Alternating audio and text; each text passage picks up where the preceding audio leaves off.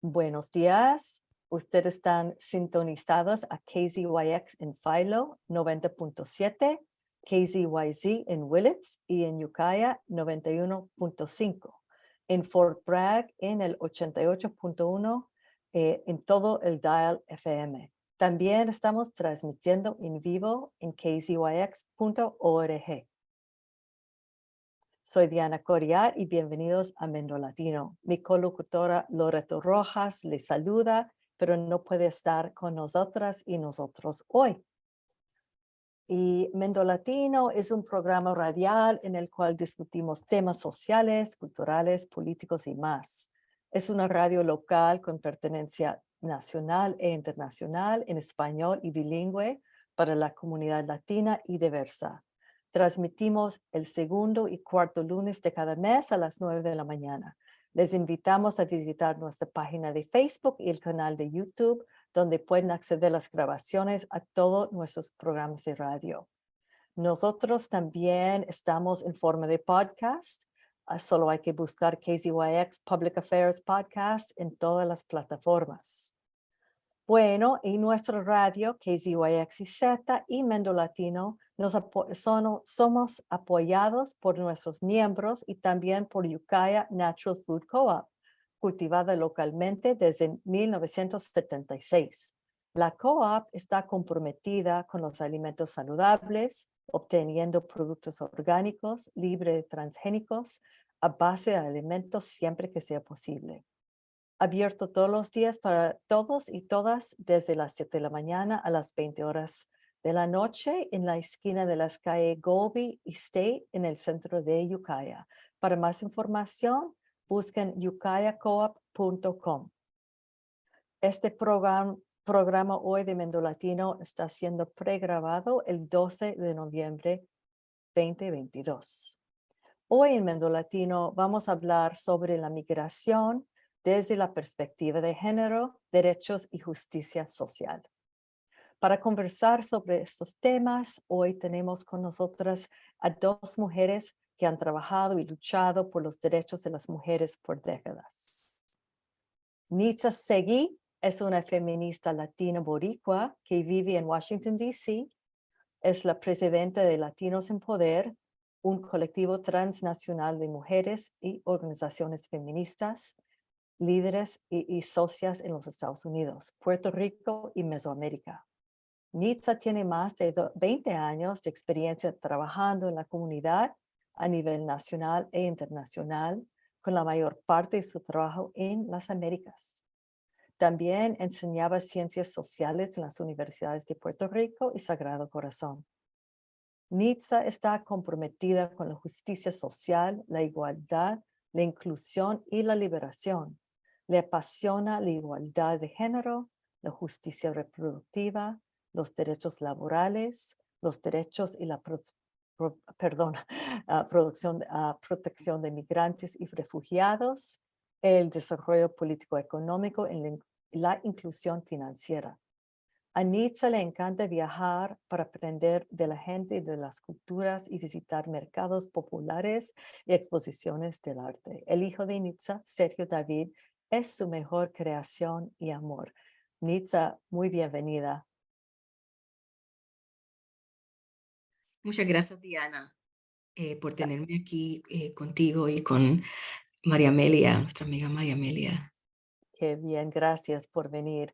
Ahora quiero presentar a la María Amelia Viteri. Ella tiene una PhD en Antropología Cultural del American University de Washington, D.C. Es profesora de estudios de género, sexualidad y migración, afiliada como investigadora social del Departamento de Antropología de la Universidad de Maryland, College Park.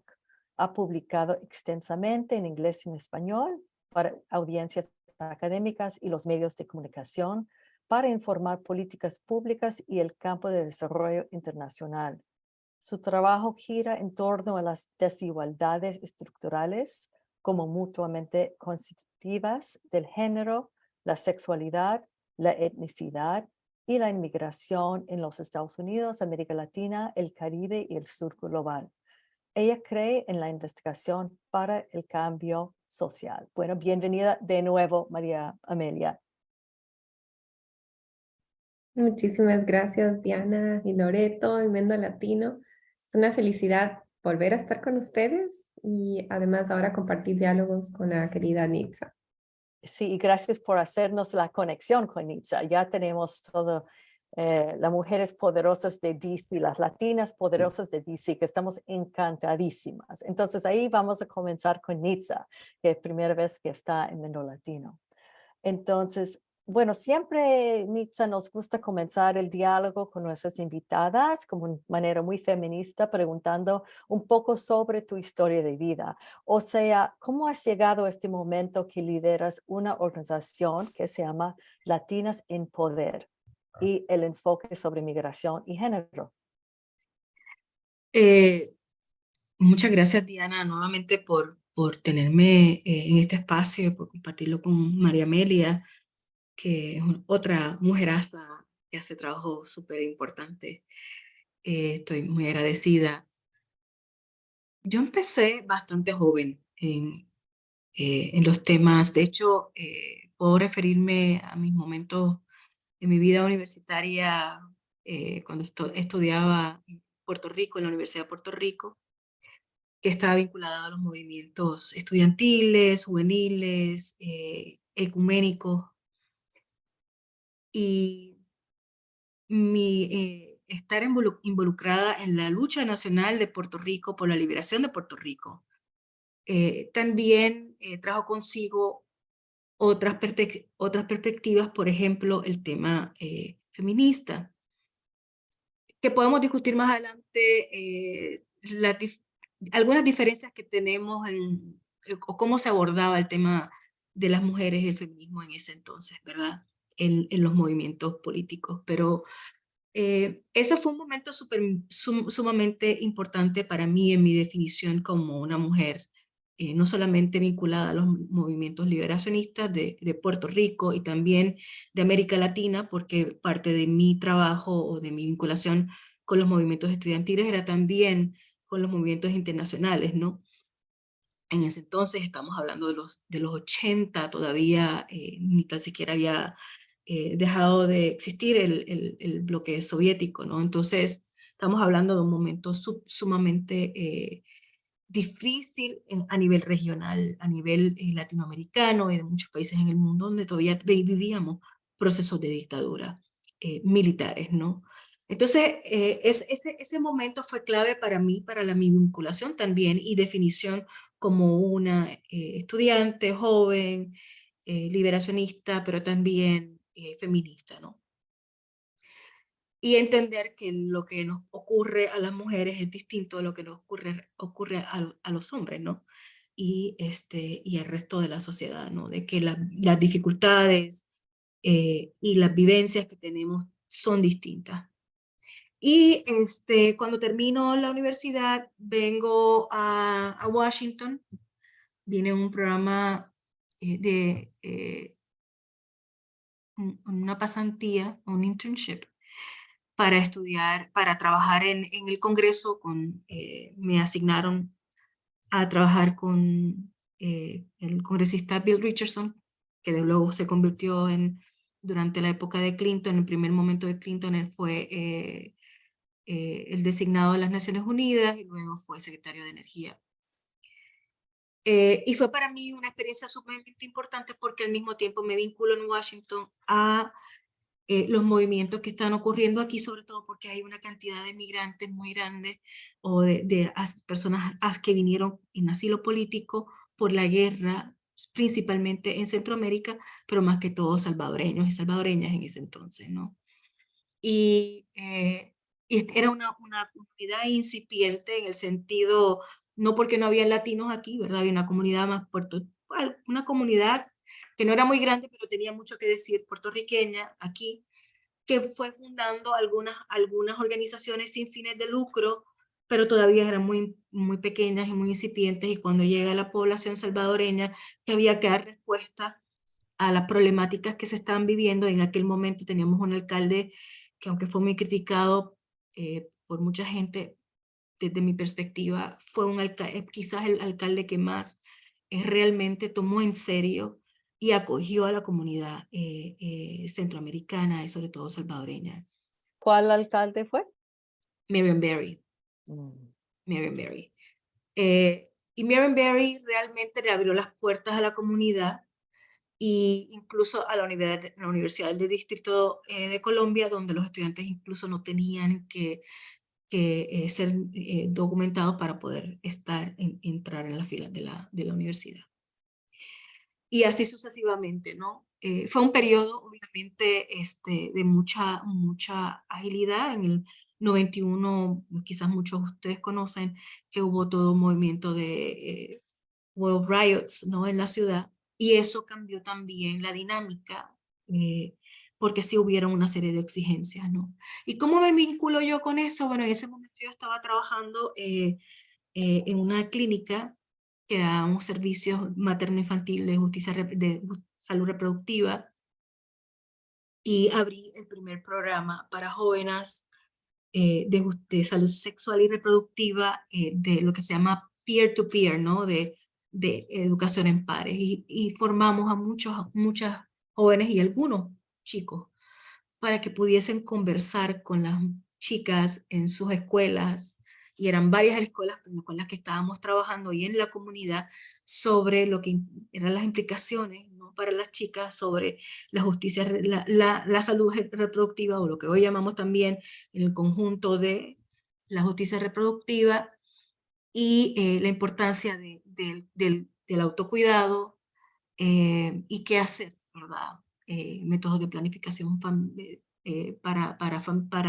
de planificación, etcétera, ¿verdad? Una serie de... Y también de, si tú quieres, de autocuidado, con las chicas que estábamos formando, y de reconocerse no solamente como adolescentes en sus cambios, pero también como adolescentes latinas en su propio entorno, ¿no?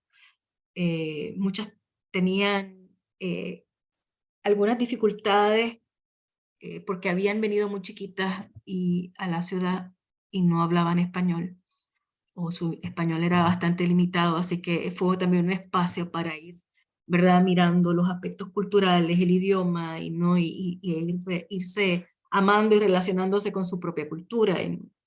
Fue un proceso muy interesante. Desde ahí creo que fue un despegue muy importante para mí de formación de conciencia, no únicamente desde la perspectiva desde donde yo venía, ¿verdad?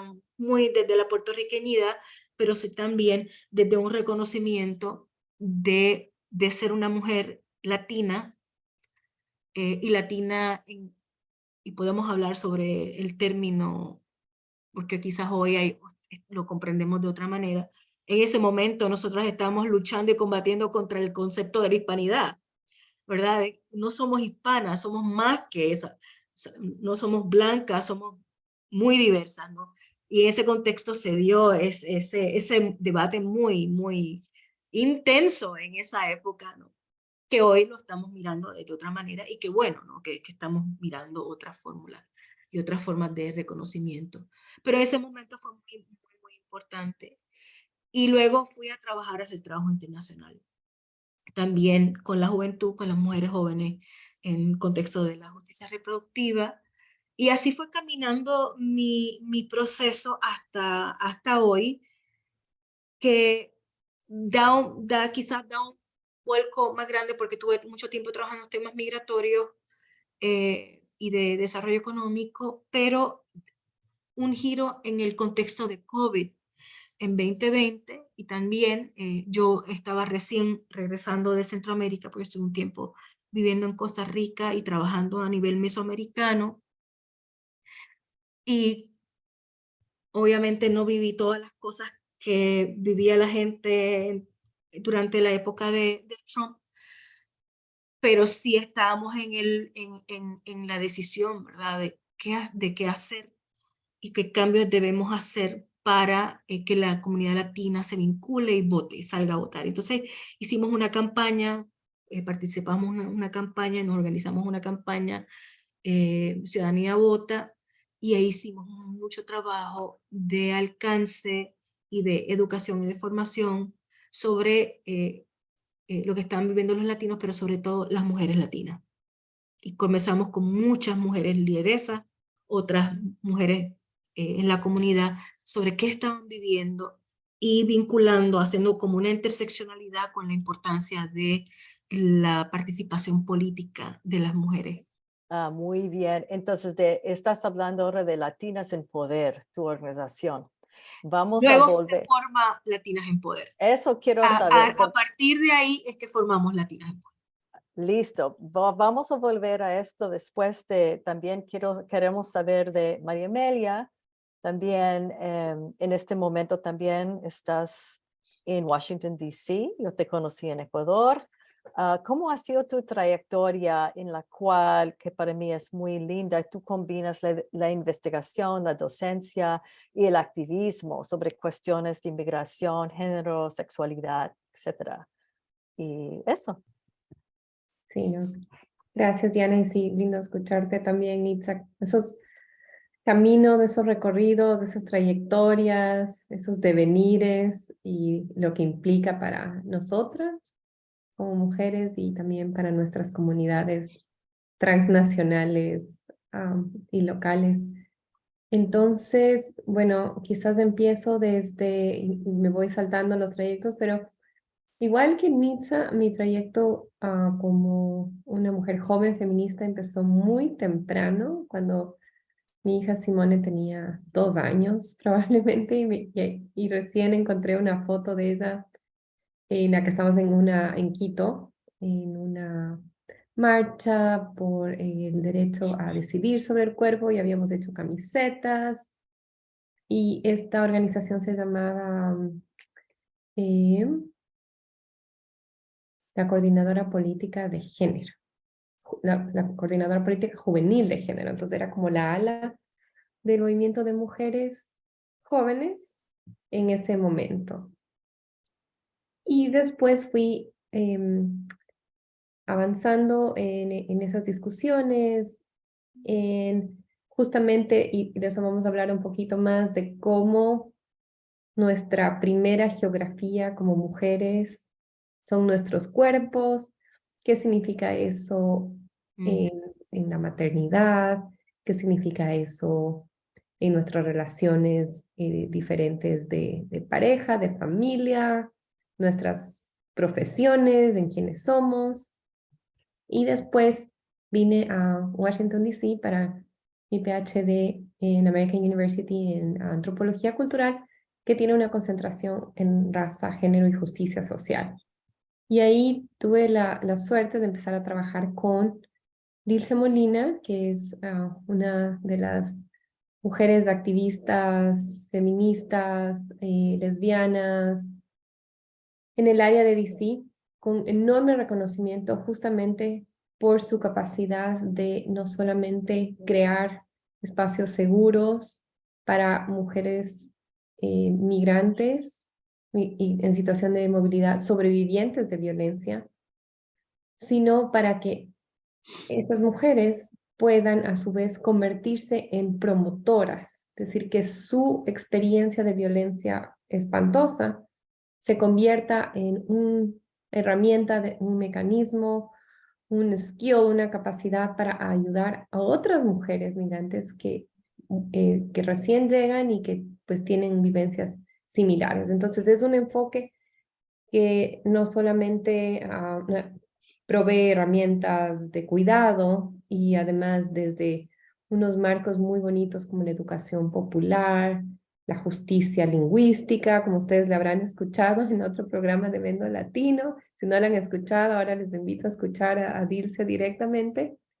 Y formó una organización que se llama Madre Tierra, con estos principios de reparación, de justicia lingüística, de cuidado y de una forma de entender el cuidado desde las prácticas ancestrales de las cuales cada una viene en sus países. Y no he visto ningún otro modelo igual, y siempre fue para mí un honor en realidad aprender con Madre Tierra hasta el momento. Ya son, creo que van a ser 20 años, mucho tiempo. Y por otro lado, al mismo tiempo, esa experiencia y mi experiencia como mujer latina, inmigrante, con muchos mayores privilegios, más incluso los privilegios te siguen marcando como una mujer latina de primera migración, como first generation, primera generación, con acento, por ejemplo, ¿no? Cuando yo daba clases en algunas universidades en Washington, tenía buenas evaluaciones, pero en los comentarios siempre decía, es una excelente profesora, pero tiene acento. A ratos no le entiendo porque tiene acento. Entonces, Desafortunadamente, eso es súper común, que he escuchado eso de muchas amigas con sus acentos. Es terrible, terrible. exacto, exacto. Entonces, ¿qué significa tener todas esas capas, ¿no es cierto?, de subjetividad cuando estamos pensando en reivindicaciones alrededor de nuestras subjetividades, alrededor de lo que pasa con nosotras y con las mujeres alrededor nuestro. Y después, en mi caso, cómo se hace esa conexión con mi país de origen y con, bueno, toda América Latina e incluso el sur, ¿no? He tenido la fortuna de poder hacer ese ejercicio de ir como de lo muy micro, como antropóloga, a lo muy macro y ver cómo todos estos eslabones, todos estos trayectos de aquí a Ecuador, de Ecuador a todo el sur, del sur al sur, ¿no?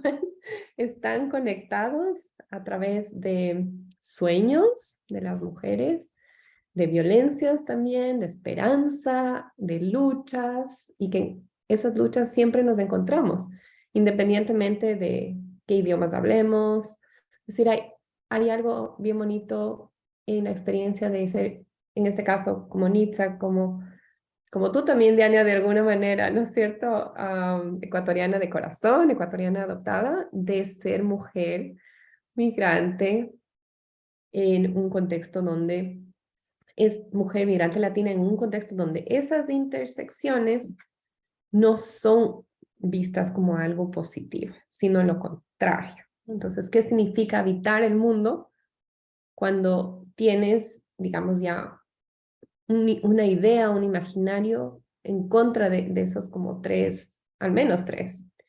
Y ni se diga cuando lo complicas con discusiones alrededor, por ejemplo, de las mujeres y compañeras trans, femeninas, latinas, ¿cierto? Ahí la conversación pues se complica un poco más. Y también, así en una píldora, eso me llevó estas preocupaciones sobre el género, qué es lo que constituye el género, es el cuerpo el que constituye el género, hay algo más del género. Me llevó a empezar a trabajar mucho con las comunidades, las poblaciones, las comunidades LGBTI, Q+, como se dicen ahora, y nuevamente hacer esos eslabones y esas conexiones entre qué significa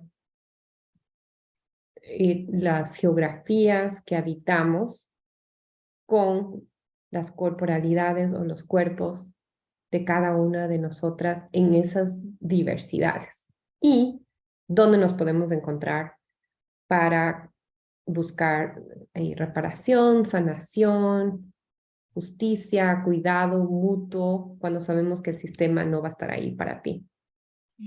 Por supuesto. Y justamente no les dije, pero también quería invitar las dos aquí porque ustedes dos, primero que tienen mundos de experiencia, esa autopresentación, ustedes renombran todo, muchas etapas en nuestra historia. Identifico mucho con Nitza, en todo eso, como viviendo en los Estados Unidos durante los 80, los 90 y con muchos, como tejiendo mucho con Sudamérica y ahora con María Amelia que vivía en Ecuador desde 2012, con todo ese saberes tan hermosos ancestrales que viene mucho de Abya Yala, ¿no? Ustedes también tienen una pie en Sudamérica, uno en el sur global, otro en el norte global, siempre el sur en el norte, pero igual es muy interesante poder pensar en los aprendizajes en los dos lados.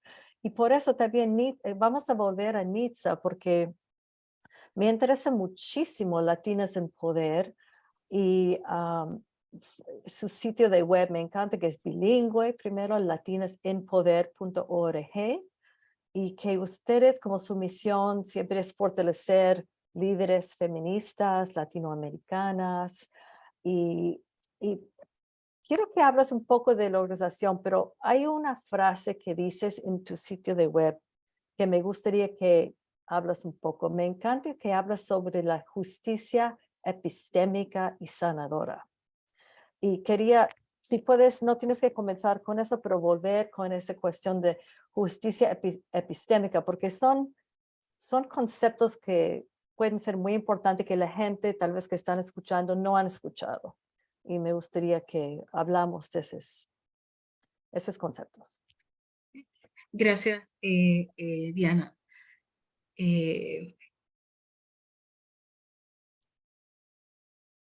Latinas en Poder comienza un poco para recuperar donde lo dejamos. Comienza con esa experiencia de conversadas con largas conversaciones con mujeres, ¿no? Con mujeres en el proceso que nos iba llevando a lo que luego fue la derrota no aceptada del expresidente Trump. Y qué hacer, ¿no? con toda esta conversación y estos diálogos que tuvimos. Y ahí entonces estaban dos personas que fueron claves en este proceso. Una fue Dilcia Molina, justamente, en la que tuvimos largas conversaciones con ella y con otra compañera, con Ivonne Rivera, que estábamos llevando otro proceso paralelo, formando o intentando fundar una otra organización. Y bueno, y yo estábamos convencidas de que necesitábamos trabajar con las mujeres, ¿no? De que había ¿cómo se dice? Gap. ¿Cómo se dice en español? Había ¿Una brecha? una brecha, gracias, una brecha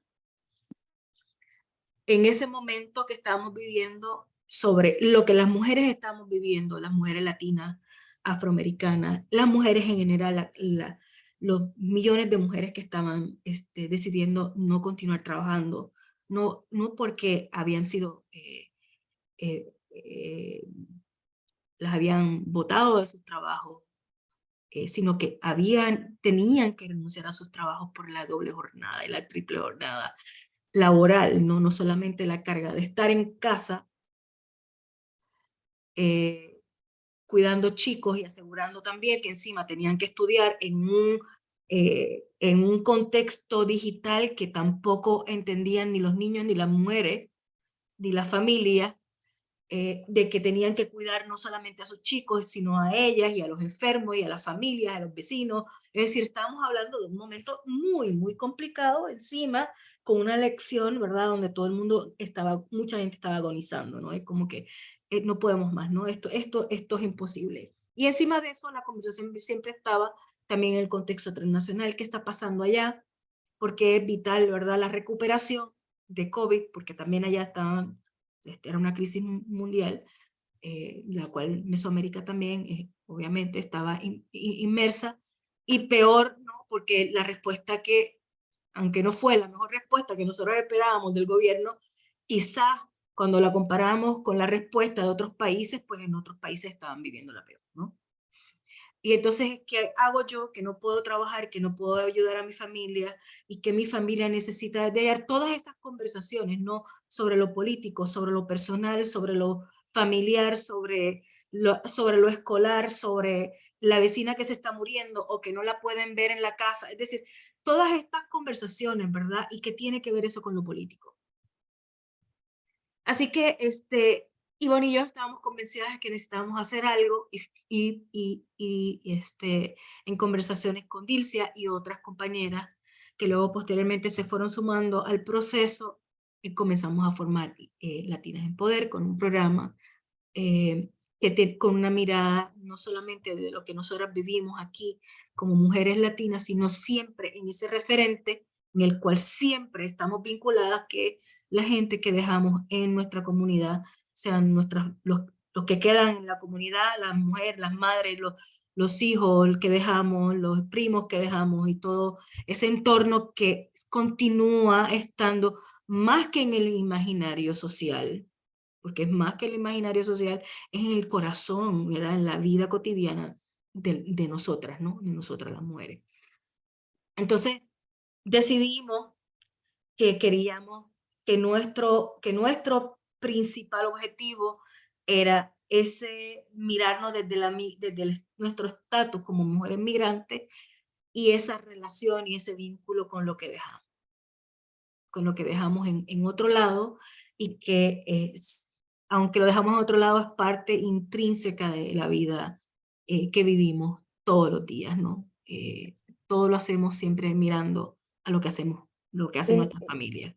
Entonces, NITSA es una organización relativamente joven que nace con la pandemia, entonces. Sí, Entonces, eso es increíble. Y, cuéntame un poco de qué hacen, como eso es todo el pensar, pero qué tipo de actividades hacen para promover el liderazgo de las mujeres. sí. Pues mira, el año pasado, en este proceso de formación y de fundación, una de las primeras cosas que decidimos para poder hacer esta interlocución fue crear lo que nosotros llamamos la Cumbre Transnacional de Mujeres. E hicimos la primera Cumbre Transnacional de Mujeres y decidimos hacerla en el contexto de las migraciones, justo porque en Estados Unidos estaba dando un debate sumamente importante que no es nuevo, pero que se lleva a término y con la idea, ¿verdad? Siempre fue una idea en este proceso político del nuevo gobierno de que quizás este gobierno iba a dar resolución a los temas migratorios. Para no sorpresa, pero sorpresa, la presidenta de Estados Unidos dice en Guatemala, a viva voz, no vengan, no le vamos a abrir las puertas, no son bienvenidos, ¿no? Eso a todos no solamente nos sorprendió, que quizás no debía no habernos sorprendido, pero nos sorprendió. Y nos sorprendió con la fuerza con lo que lo dijo, pero al mismo tiempo es bien interesante, ¿no? Lo que tengo que decir porque me siento obligada a decir, pero en mi corazón y en mi cara no se refleja que eso es lo que quiero decir, ¿no? Si ustedes observan, ¿verdad?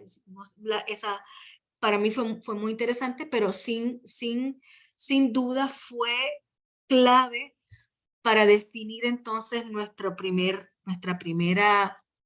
conversación o diálogo que queríamos tener con las organizaciones de mujeres en Mesoamérica y en Puerto Rico. Y vinculamos a Puerto Rico, primero por mi interés en Puerto Rico, por ser puertorriqueña, pero también por Puerto Rico ser parte de un circuito, ¿verdad?, del proceso colonial latinoamericano y que queda atrapado en el medio en el proceso colonial y de invasión de Estados Unidos a finales de los 1900, ¿no? Y que continúa Puerto Rico siendo una colonia que sale de España, que nunca termina su proceso de independencia, como los demás países o la mayor parte de los países latinoamericanos y caribeños, sino que continúa con otro modelo colonial que no tiene mucho que ver con, con esos otros vínculos, ¿no? Anteriores. Entonces, eso, ¿verdad? Y además de un movimiento masivo de personas puertorriqueñas, Puerto Rico es la comunidad puertorriqueña es la segunda comunidad más grande después de la mexicana en los Estados Unidos, ¿no? Estamos hablando que en Puerto Rico hay más puertorriqueños y puertorriqueñas aquí en Estados Unidos que tenemos en la isla, ¿no? Por eso, Claro, y en Puerto Rico también el estatus y todo todavía sigue siendo muy misentendido. Aquí y exactamente. también en Sudamérica, siempre me sorprende. Sí.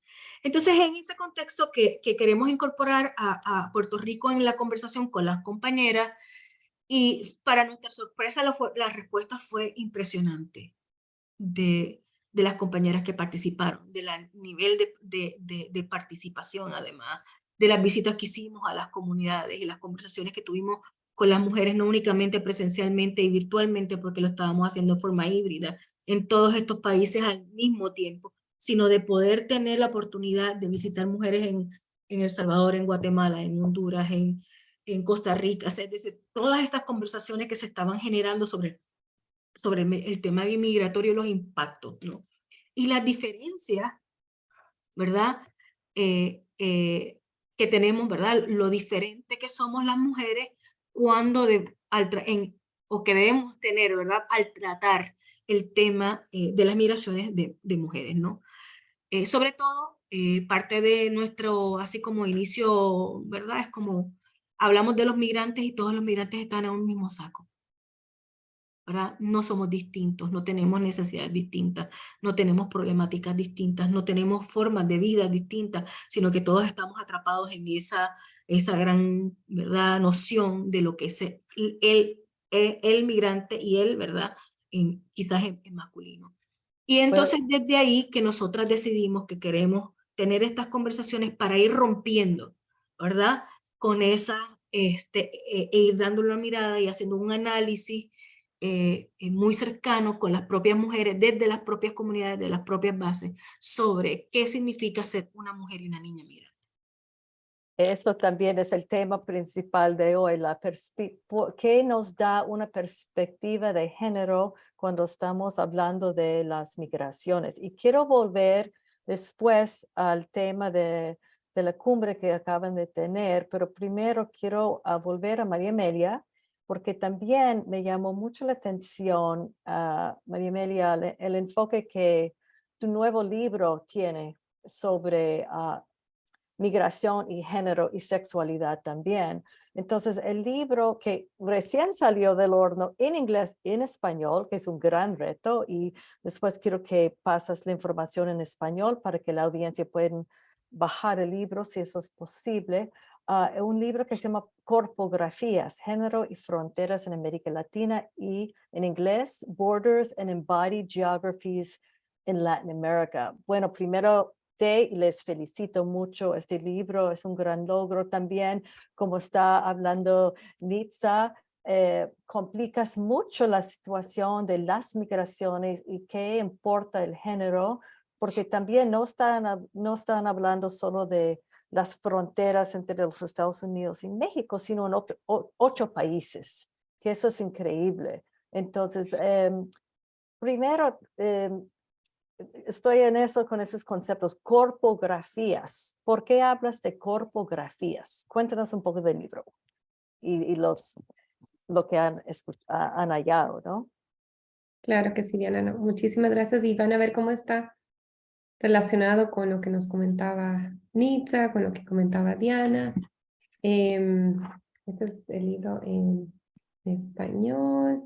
Ya les dejo la información tanto en español como en inglés. Está de libre acceso el de español. Entonces solamente es un clic para que lo puedan bajar y lo trabajamos dentro de un proyecto más amplio que se llamó Fronteras en América Latina,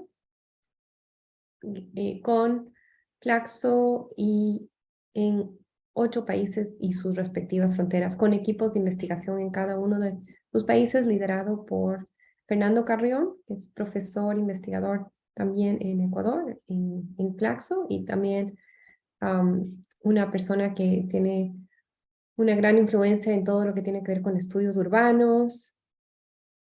Y en mi equipo, conformado con mis coautoras en el libro, Ireri Ceja y Cristina Yepes, estuvimos a cargo de mirar los temas que íbamos investigando con estos diferentes equipos en cada país desde una perspectiva de género y qué significaba eso para las mujeres. La investigación fue principalmente fuentes secundarias, es decir, hicimos entrevistas a profundidad con actores centrales, diferentes países, grupos focales, y sobre todo hicimos un análisis de hemeroteca. Entonces queríamos ver, y para eso trabajamos con un programa, una plataforma enorme relacionada entre cada país, y queríamos ver cómo la prensa en los diferentes países representa a las mujeres, en nuestro caso, representa temas de lo que se llaman mercados ilícitos y también representa temas de violencias fundamentales de género como son la trata, el tráfico, y qué similitudes habían entre unos discursos y todos, tanto representaciones narrativas como se habla de mujeres migrantes que forman por las violencias de los mercados, de estos mercados ilegales, terminan formando parte de los eslabones del tráfico sin, por supuesto, su consentimiento, sino por la manera en la que funciona el sistema muy perverso, en donde mujeres que están intentando huir de violencias extremas en sus países, por ejemplo en Centroamérica, y llegar a Estados Unidos para tener un lugar seguro para ellas y proteger su vida, no solo su bienestar, sino una cuestión de su vida está en peligro en sus países. Al cruzar estas fronteras de la manera que pueden, que es a través de caminar o de tomar buses o a veces de pagar coyotes que las vuelven a revictimizar, se encuentran involucradas nuevamente por el sistema de los mercados ilegales en formar parte de estos sistemas que nuevamente vuelven a poner a las mujeres en una situación extrema de vulnerabilidad y de violencia. Entonces, cuando hablamos de cuerpografías, lo que pensamos es, si piensan en grafías como marcas, como las marcas que se generan en el cuerpo, de las mujeres en este caso, también puede ser de otras personas, también incluimos un capítulo sobre cómo esto funcionaría en, por ejemplo, mujeres lesbianas, mujeres trans. Entonces ampliamos la discusión de género para entenderla ampliamente. Y entonces grafías es para que todas nosotras, todos ustedes piensen en cuáles son nuestras geografías corporales. Como la geografía no empieza en la frontera de un país y otro. La geografía del cuerpo empieza con mi propio cuerpo. Entonces, si le veo a mi cuerpo como un territorio, ¿cómo este territorio que es mi cuerpo es afectado y como dibujado marcas de violencia en mis diferentes trayectorias, como mujer, como latina, como migrante, por ejemplo? Entonces, ¿cómo se vive el género en el cuerpo como territorio? Entonces, por ejemplo, pensemos que estos cuerpos y estas grafías están marcadas por otras variables. Por ejemplo, mi lugar de origen, mi etnicidad, también mi edad, puede ser también mi religión, puede ser, por supuesto, mi condición económica, y cómo el sistema, de esta manera, nos permite pensar en cómo construimos con estos territorios que son nuestros cuerpos, formas de confrontar, digámoslo así, las maneras en las que las dinámicas de movilización como mujeres, desde muy pequeñas, si nos ponemos a pensar, han estado como muy suscritas a nociones del lugar. Por ejemplo, ¿qué lugares consideramos amenazantes? Y entonces estos mapas mentales de trayectos, de calles, de callejones, de países, de barrios, de ciudades que nos hacemos para decidir si podemos acceder o no, si podemos caminar o no, construyen una forma en la que las mujeres en estas corporalidades, en estas corpografías, construimos y mapeamos la violencia mucho antes de que nadie más la mapee. Es decir, nosotras lo hacemos en nuestros territorios nuestros están siempre proclives a formas de violencia, construimos estos mapas mentales para protegernos y para tratar de evitar. A pesar de eso, sabemos lo difícil que es. Entonces, si el cuerpo es nuestra primera geografía a vivir, por ejemplo, asociaciones de noche, oscuridad, peligro y políticas de securitización y de criminalización pueden hacer que tu primera sensación o el discurso narrativo sea, no, o sea, para evitar cualquier peligro, que te quedes en casa. Cuando después comparamos eso con las estadísticas y vemos que la mayoría de femicidios, de violencias, ocurren dentro del hogar.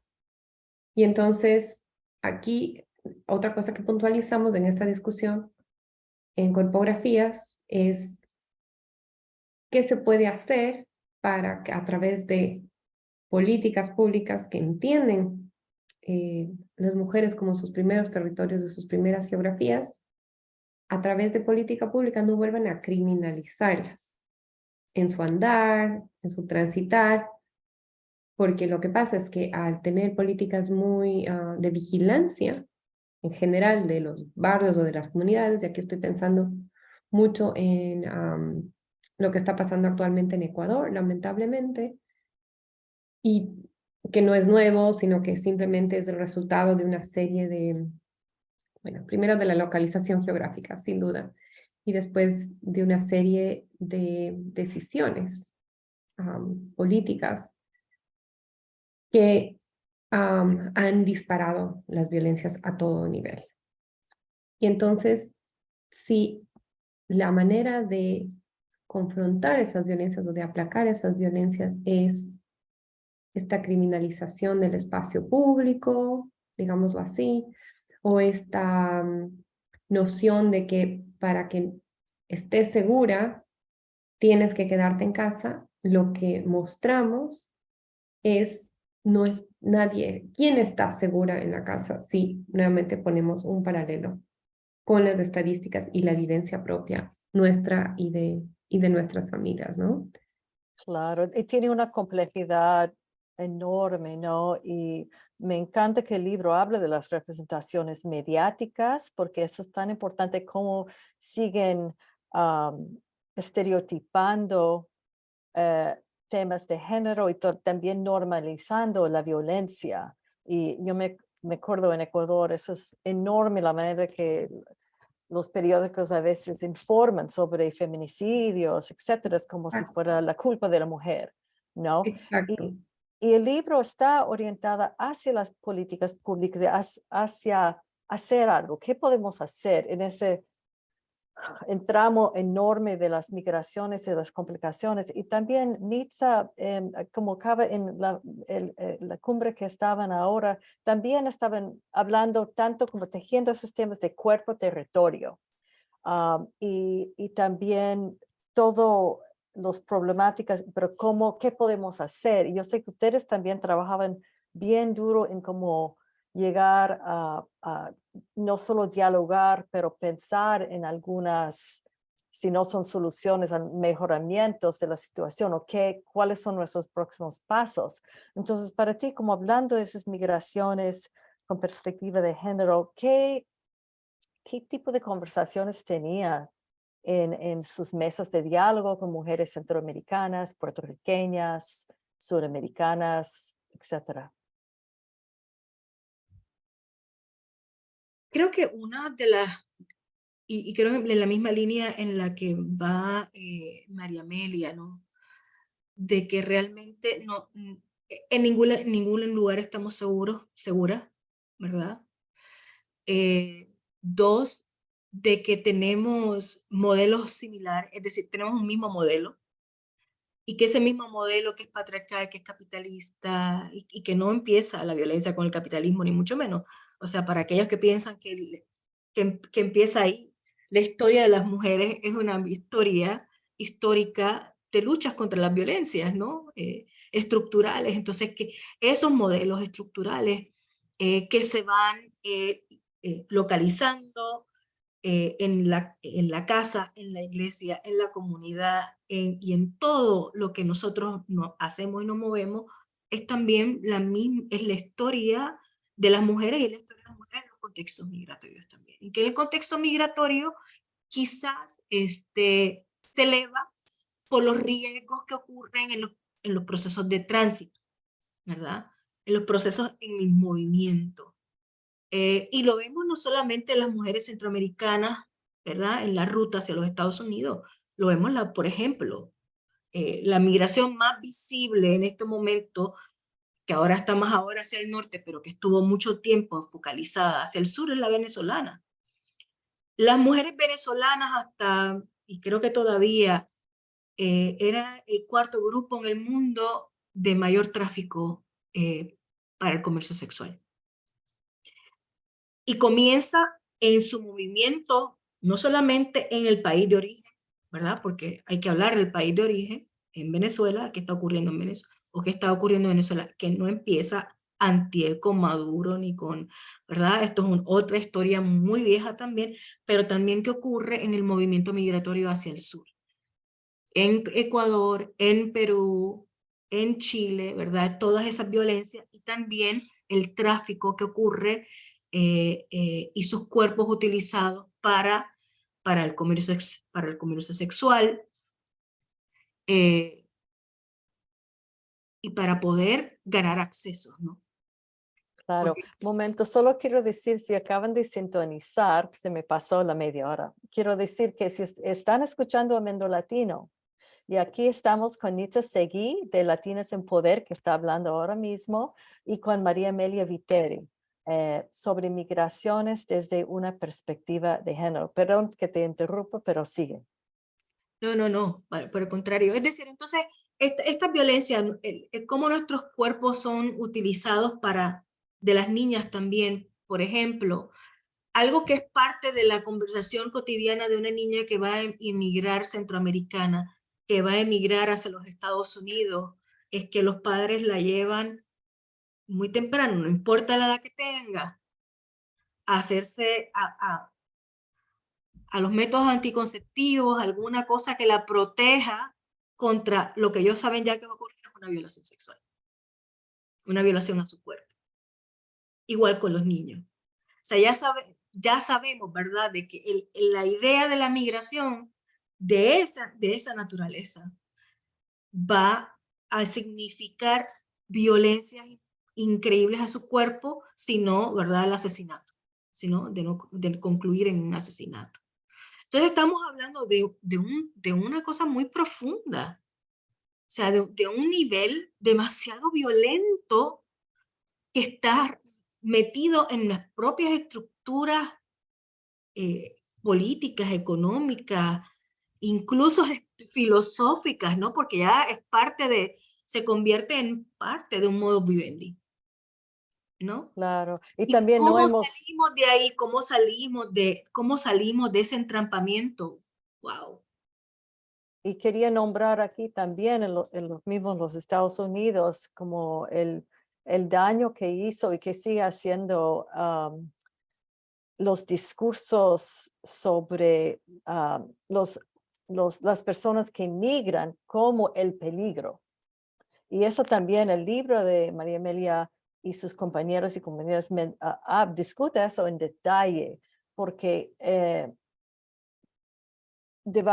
Trump, primera cosa que hizo era como tratar de meter miedo, bueno, en sus campañas sobre el otro o no hablar de la otra, siempre como han dicho ustedes, siempre es la imagen, la imagen es el hombre, ¿no? El criminal masculino es que evocan en los medios, que es terrible.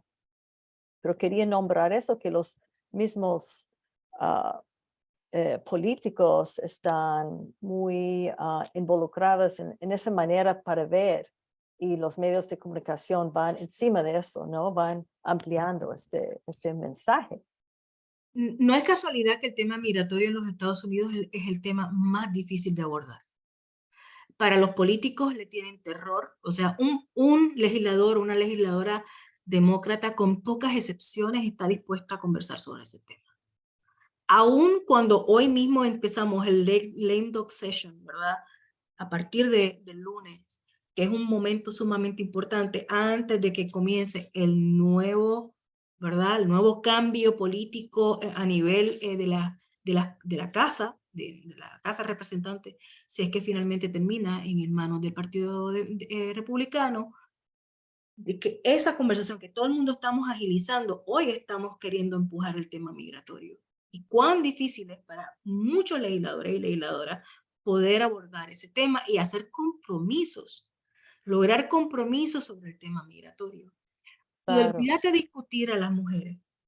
O sea, con muy pocas excepciones vas a encontrar legisladoras en este país o en cualquier otro país de realmente querer abordar desde lo político y desde el hacer, ¿verdad? Del hacer. Es decir, lo que yo digo, cómo eso empata con, ¿verdad?, la agenda política que tiene que tener financiamiento.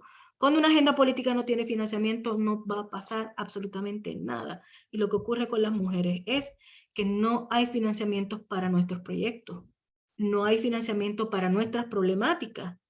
Estamos diciendo de que en el mundo el financiamiento de las organizaciones de mujeres está colocado en menos de 1.5% en el mundo, y que los presupuestos de las organizaciones de mujeres más grandes ascienden a 30.000.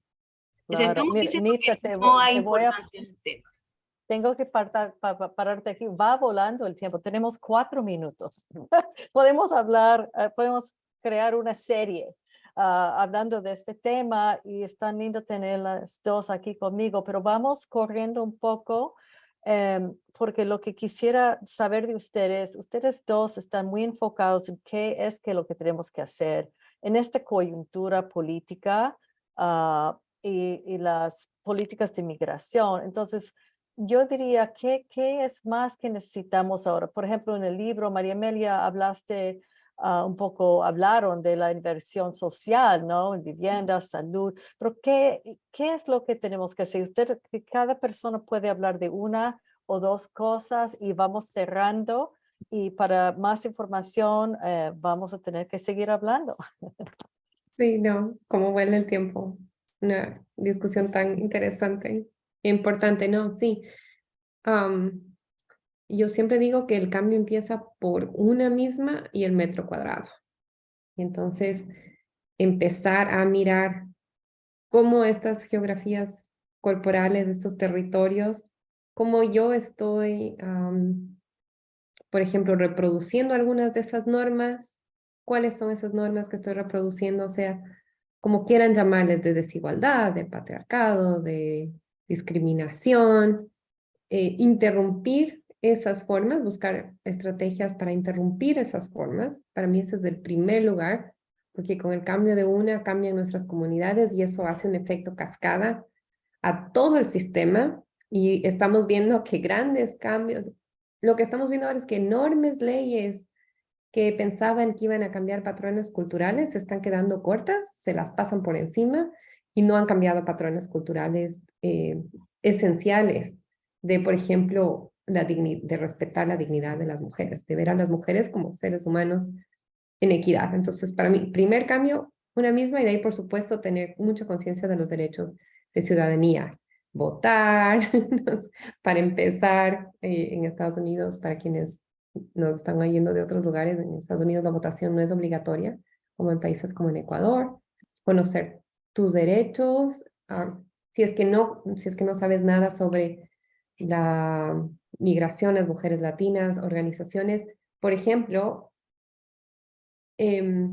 involucrarte en organizaciones como la Coalición de las Mujeres de Nitza. Nitza trabaja con Madre Tierra, es decir, ¿qué organizaciones hay en tu sector, en tu barrio a las que puedes llamar? Gracias. 1 minuto, Nitza. Pues mira, nosotras desde Latinas en Poder miramos esto de diferentes ángulos, pero en el contexto en el que estamos organizándonos nosotras, organizándonos con las compañeras, romper los silos, ¿verdad? Que son muchas veces no nos hablamos entre los movimientos sociales, no nos hablamos entre los movimientos de mujeres, y lo que queremos ir rompiendo con esa, ¿verdad? Las que trabajan con migraciones no hablan con las que trabajan los temas de tierra, pero cuánta vinculación hay con los temas de justicia climática, es decir, ir rompiendo con esos hilos, ir organizándonos para poder tener una voz fuerte, ¿verdad? Que podamos no solamente hablar desde lo que pasa en mi territorio, sino en mi territorio junto con todos los demás territorios de arriba para abajo para poder organizarnos, para poder incidir en los aspectos políticos transnacionalmente y poder entonces tener programas que aborden lo comunitario. Porque creo que creemos que en lo comunitario, en lo que pasa localmente, es importante ir cambiando las cosas que necesitamos cambiar. Súper bien, muchas gracias. Y también siempre parece un poco más viable cuando ustedes dicen, comienza en su casa, comienza en su propio cuerpo. Pues muchas gracias, Nitza, muchas gracias, María Amelia, por estar con nosotras hoy. También gracias a nuestra audiencia que sigue creciendo, escuchando a gente, mujeres tan interesantes. Quiero agradecer a nuestro ingeniero por el sonido que facilita el programa y nos conecta con la audiencia. Y si ustedes han perdido una parte de ese programa o quieren compartirlo con su familia o colegas, por favor, pueden visitar nuestra página de Facebook, pueden visitar el canal de YouTube también. Estamos en KZYX, siempre estamos en Jukebox y también los podcasts de KZYX. Vamos a seguir hablando sobre las migraciones en el próximo programa también y también de Centroamérica en diciembre. Entonces todo está tejiéndose muy bonito. Nos vemos de nuevo el 28 de noviembre a las 9 de la mañana y hasta pronto. Muchas gracias, Diana, y muchas gracias al público y a todas las personas que nos escuchan. Gracias, María Amelia. Gracias, Diana Mendolatino, Nitza y a quienes nos escuchan. Encantada.